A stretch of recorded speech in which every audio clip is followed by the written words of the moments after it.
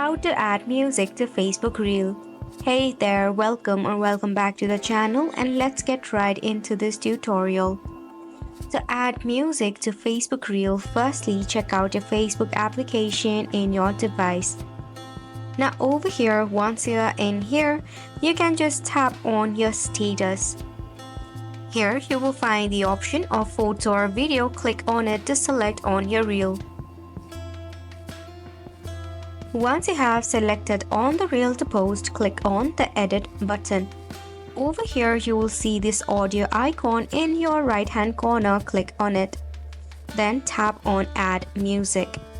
After which you will find the list of music that you can select from according to your Facebook suggestion. If you have a particular artist or song in your mind, you can type in this search bar as well. Now for the preview, you can just tap on the play icon.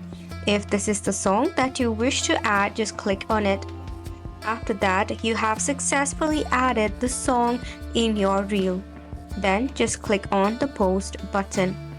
Wait until your reel is posted and enjoy your reel. Hopefully this video was helpful to you. Thank you so much for tuning in.